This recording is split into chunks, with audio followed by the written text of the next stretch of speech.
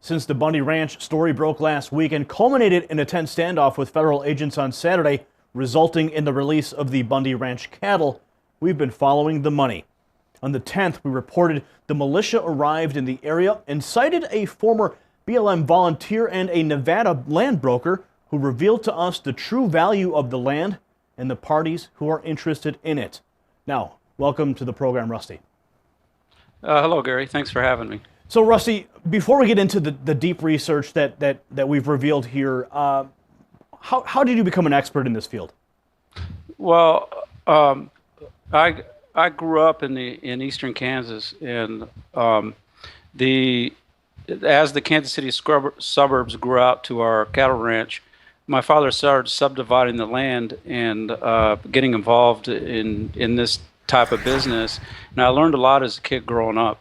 And he used to always quote Roy Rogers, the guy that went out north of L.A. and started paying top dollar for worthless land, that you got to figure out where the people want to go and get there first. So I grew up in that kind of environment. Eventually, when I was in my mid-30s, I was just sort of traveling around trying to figure out, where the next land boom would be. And I was hanging out in Florida, hanging around real estate bigwigs, and started learning that the Las Vegas Valley was a really good bet because the casinos were growing in the late 80s and providing a lot of jobs.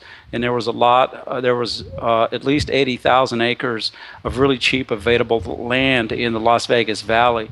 So I did research and discovered that most of that land was originally given to Howard Hughes. Now, you actually worked for the Howard Hughes Corporation, and you assisted them. Could you tell us about that? Well, sort of what happened is the Howard Hughes heirs, they had a company called Suma Corporation in the early to mid 90s, and they were having trouble finding certain parcels of the land that they inherited. And because of the knowledge that I gained as a volunteer for the BLM and other research that I did and do at the Clark County Recorder's office, they hired me to help them find certain parcels that they were looking for that they couldn't find. And so that was one of the initial things that got me involved in land use issues and what's going on with land. It started out specifically in the Las Vegas Valley. I helped them identify where 20,000 acres was and was able to get the records from the Clark County Recorder's office and help them organize their situation so that they could sell the land. They weren't able to sell the land because they didn't have the proper records and everything in hand. And I became an expert at being able to figure out, what's what and all that sort of thing. So when the Bundy Ranch situation flared up, what was your first inclination? What was your instinct to begin research? Well, I knew right away that the general media was lying. They weren't explaining the right issue. They were talking about turtles at first. Well, I worked as a volunteer in Red Rock, in the Red Rock National Conservation Area for over 10 years on the turtle situation. And there isn't any issue with protecting the desert tortoise out in that area where the Bundy Ranch is. It doesn't have anything to do with that. And the first clue to that came to me in the early 90s after they completed the I-15. They put this huge multi-million-dollar intersection in the middle of nowhere west of Bunkerville. And that was the first clue that there's some kind of big plan going on out there with that real estate out there. You don't put a huge highway interchange in the middle of nowhere. So basically, by putting the interstate intersection, they're planning to build something. And now with the Bundy Ranch situation flaring up, the BLM comes in. They're trying to force him off of his land. And in the research that you've uncovered, the magnesium dolomite is a rich mineral in the ground, and it has military applications. Yeah, well, what happened is in the early 90s, the federal government, Congress, ordered that all of the real estate surrounding the Las Vegas area, all of the government land be surveyed. And because of my volunteer work for the BLM for many years, cleaning up trash all over the place, and I'm an avid four-wheel driver and hiker, I've been on every byway, back road, trail that you can imagine within a 50 to 100-mile radius of Las Vegas. And right away, whenever surveyors were coming out from the Geological Survey to do the congressional mandated survey, quite often they requested that I would escort them out there because I know how to get in and out of these areas. A lot of these areas are really dangerous and and you have to have experience to get in and out, and you have to know what you're doing. And I actually escorted surveyors out to this Bundy Ranch area, and that's how I first became familiar with it. And I was really surprised when we were exiting that exit there my first time. I was going, what's this huge interchange doing here in the middle of nowhere? And then we go down and we go up, and they wanted to go up and survey up to the Utah border, up in this real rugged mountain area. And I was like, well, what's up with this? And a lot of these surveyors before that, there was a lot of areas that we surveyed where there's a lot of old abandoned mines. And actually, it's a real dangerous situation in southern Nevada. There's a huge amount of old abandoned mines. Almost all of them were magnesium mines. A lot of the bedrock all around this area is magnesium dolomite. And wherever any of this dolomite exists near an ancient undersea volcanic vent, there's real high quality magnesium rocks. The reason why I know this is because when I first started coming across these rocks, they look like meteorites. And I thought it'd be, the first time I found one, I go, this looks like a meteorite. So I rushed back to Las Vegas with it, and the geologist told me, no, it's not a meteorite, this is magnesium. And he explained the whole geological situation about it.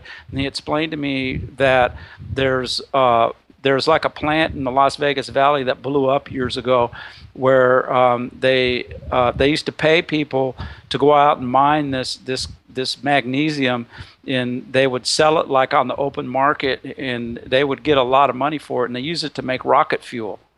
And it was a real big business during World War II, and it continued after World War II for a significant time period. And then that whole thing kind of died down to a certain extent because a lot of people were freaking out because there's all these holes that are really deep all over southern Nevada. That in these miners, they went in and they dug out these holes, and then they left and they didn't fix anything. So it's really dangerous. And some of the volunteer work that I used to do for the BLM is to go out and put fences and warning signs around these holes. You could be hiking around, and your kid could be running around and fall into one of these old mine shafts, and they're done. And in fact, it's happened quite often. Kids and stuff would get trapped in these mine shafts, if not killed. Let's talk about the Harry Reid connection, because the investigation that you uncovered at the Clark County Assessor's Office revealed that they actually have corporations that are bordering the Bundy property. Could you explain in detail? Well, the way it works is like the Roy Rogers things that my father used to quote is you got to figure out where the people are going to be and get there first. One of the best examples of that is McDonald's. What McDonald's does, McDonald's is not a hamburger company. They're one of the largest real estate companies in the world. The hamburger situation is just there so that they can cash in on the real estate. So what people do is they try to figure out what's going to happen with the rules and regulations with any particular area, and try to go in early and buy land when it's cheap, and then hold on to it. And because land, you don't have to pay a whole lot of tax on it.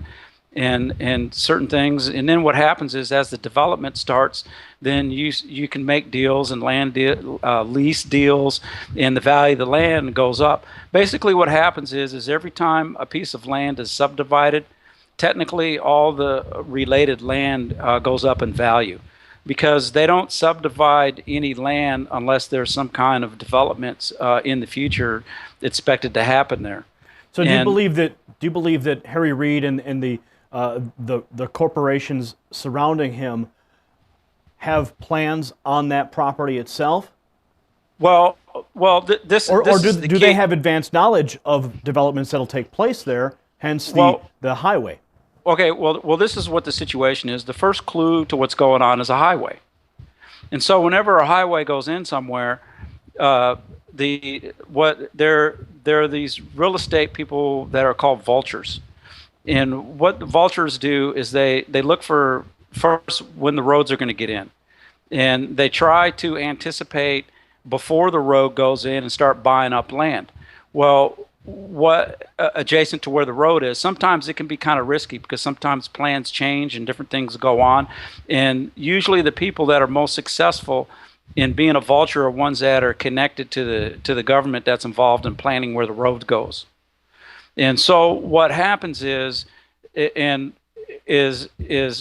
what as a vulture real estate developer, what you're looking for is you're looking for land that you know is that a highway is going to be put in nearby, and you want to have some kind of future knowledge about what sort of development is going to go on so that you can place your land purchases strategically in a way where there'll be high quality roads, commercial area nearby, access to whatever's going on. And this kind of planning usually starts 20 to 30 years in advance. And I personally, I believe that there's people that high up in the federal government that take advantage of these situations. Well, let's talk about some of the irregularities and anomalies that you discovered in the public record. What did you find? Okay, well, basically, whenever I was researching land before technology was available, I would go down to the county assessor's office and go through all the recorded land histories of each parcel. Well, now Clark County is real high tech now, and you can do a lot of that research right online. It's really easy. And so they have a system that used to be called the Info Mapper. I think it has a